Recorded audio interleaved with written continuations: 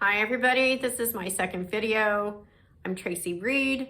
This video or a video series that I'll be trying to do as much as possible, maybe weekly or at least monthly. I'm going to try and do it for the benefit of anybody who is experiencing what it's like to be an only child, adult, orphan. Last week we talked about starting with the end in mind. If we don't know what we want to do to improve our lives or what we want to get out of our journey, how in the world can we call it into our lives if we don't know what we're looking for? We know that we've gone through a lot of grief or loss or confusion or discomfort being in this role of being an only child, adult, orphan. We reviewed about, is it just personal peace you want? Is it just healing you want? Is it a substitute family you want? Is it more friends you want? Is it more connectivity? So starting with the end in mind and building some focus goals and an action plan behind each of those. What is it that you want to get out of this journey since you're here can really help start you off on your path to hope and healing. This week, in continuation of that series, we are going to talk about the topics of triggers, scripts, and self-care. Folks, all of this is important, and all of this really hinders or helps in your ability to manage your path to hope and healing on being an only child, adult, orphan. I know you guys are, with the position you are in, I'm sure hearing the words triggers or scripts or self-care, that it's not new vernacular or terminology for you, as you have probably ventured out on your own path to hope and healing. But I want to bring some things to mind to you that may help you have more of an enriched experience where you could use tools to help you manage things better. First of all, let's talk about triggers. Definition of a trigger is something that is sensitive to you, that kind of emotionally goes off inside of you, that in my opinion is kind of in control of the driver's seat at the moment. And triggers usually stem back to when we've experienced a point of vulnerability in our lives. And it could be a point of vulnerability or sensitivity related to being an only child, adult, orphan. Some of this goes back to inner child work. Yes, inner child work. And I know that sounds so cliche, about, wow, we go back and we heal the inner child and we understand who our inner child is. Folks, it does make a difference. There is an impact. And I want to illustrate how there could be a relationship here. I don't know when you became an only child, adult, orphan, or if you were even orphaned before being an adult. A lot of us have experienced that feeling of aloneness, of losing both of our parents at a very different age. Did you experience it in your youth? Did you experience it when you were really young? Did you experience it when you were in your adolescent years? Did you experience it only as an adult? Going back to the point of origin of when that loss or that impact started to take shape or place in your life is important. And going back to that core and then addressing that and then unraveling the ball of yarn and shrinking the yarn and working it back and making it smaller does help.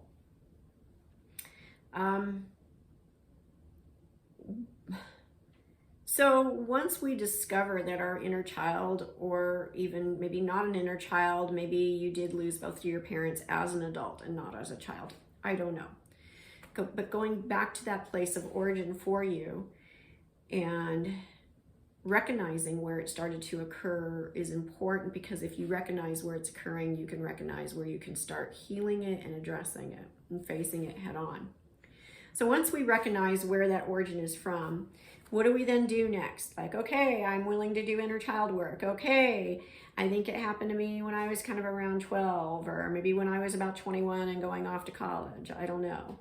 When you can start pinpointing the origin, then what you do is going back to that point of origin, whether it's your inner child or your previous younger adult self. You go back and you look at,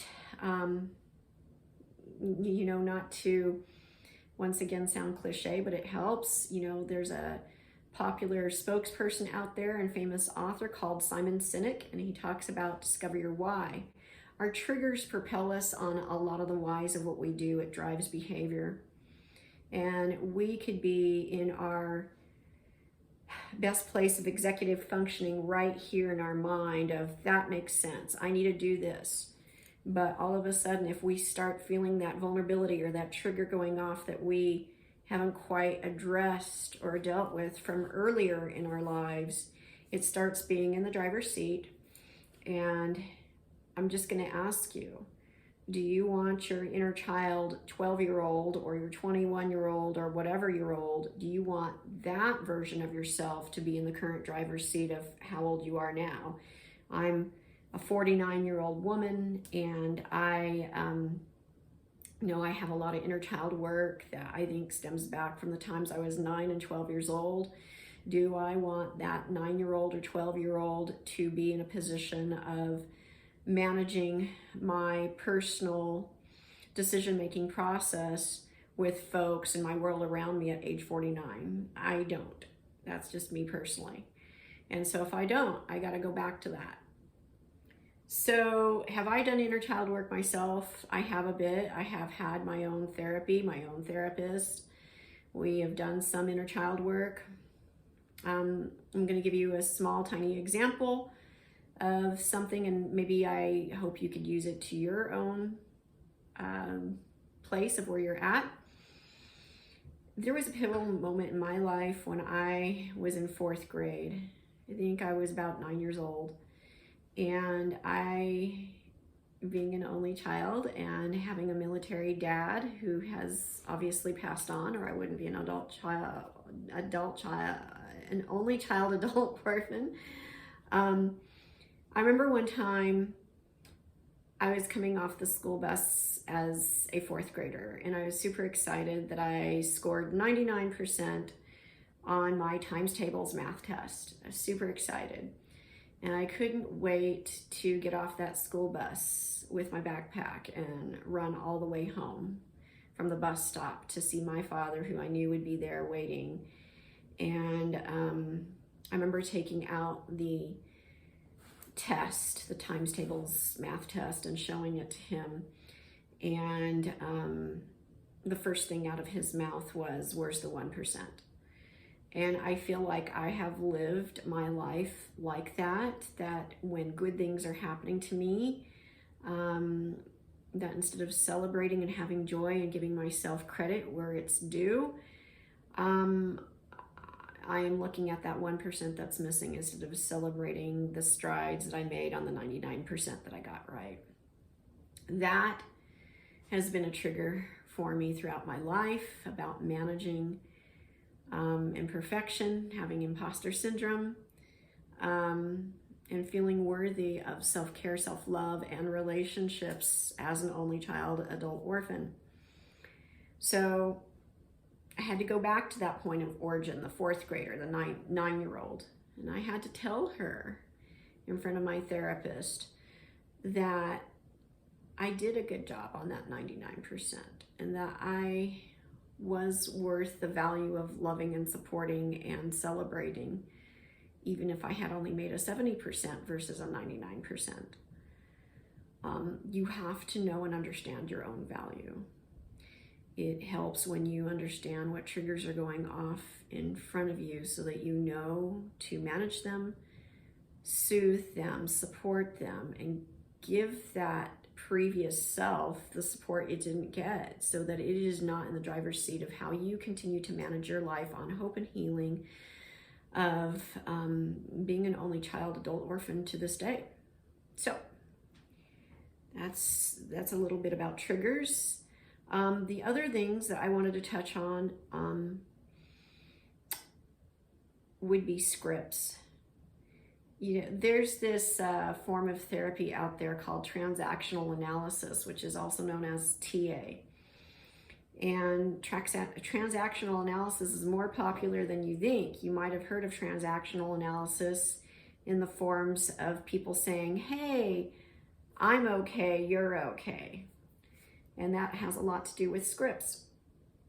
Well, in transactional analysis, we all have our inner scripts for ourselves. And I'm not just talking about being a victim or a victor or a survivor or whatever, although that can relate too. Transactional analysis is broken down to where we're operating at within the script: the adult, the parent, and the child. We also have narratives, internal dialogue, quiet things that we tell ourselves. A lot of what we tell ourselves, by the way, comes from these triggers. If we have unresolved feelings that are going on, you're going to have some quiet, subtle internal dialogue with yourself on how you feel about others, about whether they are okay and whether you are okay, or whether they're not okay and you're okay. And wanted to show you something. I wrote this down on a piece of paper, and maybe I'll have it out digitally too if I can. Adult, parent, and child. So if your internal dialogue and your narrative and your personal script that you have for yourself, and that driver's seat that you have is driving you to be childlike with your emotions, if you're stuck here on the child level, you will seek out other folks in your lives that have a childlike script. But if you have a childlike script on your emotional wellness and being, you can still be at this childlike script and still have friends and associates that are in the parent script or the adult script. Depending on where you choose to connect a relationship determines the type of script that you have, or the relationship that you have with that person. If a person who has a childlike, immature script with their emotional well-being and feelings and behaviors hooks up with a person who's being very adult-like with their script, or a person that's being very parental-like, then the child wants to be taken care of by the parent in the relationship. And I'm not just talking about maternal, paternal. I'm talking about, let's say you have a boyfriend or a girlfriend or a spouse. The most ideal script congruency that you're going to try and have is when two adults are getting together and having two adult-like scripts. That is the healthiest and most ideal. You don't want to be in a situation where you feel like childlike or not very empowered, and you always got to reach out to the adult or parent to take care of you. Anyway, I want you to think internally for yourself quietly. Are you saying things to yourself like, the world's not okay, I'm not okay? And if you are, it is in the driver's seat of controlling how you shape and organize your relationships with others, your thoughts and perceptions, and your internal dialogue.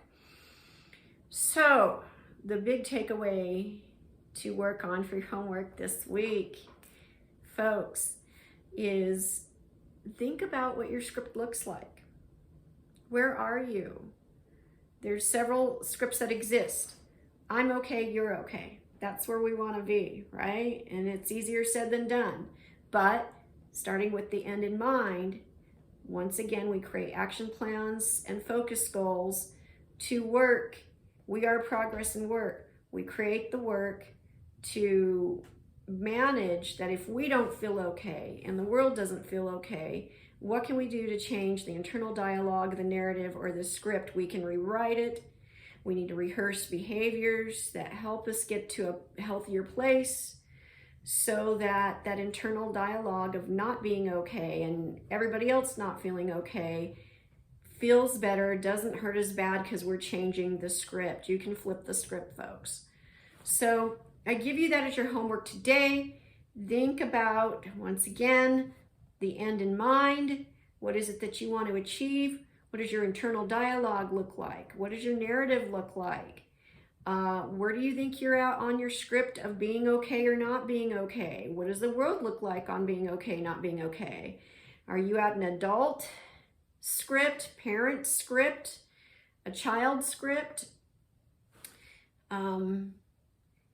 Where is your point of origin for your triggers? Is the 9-year-old or the 12-year-old or the 21-year-old driving the driver's seat of your life and controlling a lot of your thoughts, happiness, connectivity to the world around you? So these are things to look at. I am not here to wave a magic wand and heal everybody or tell you the right answers, particularly for you in your life. I am just here to show you things, thoughts to consider, so that you can take a step back. Look at where your mindset is. Look at what's going on.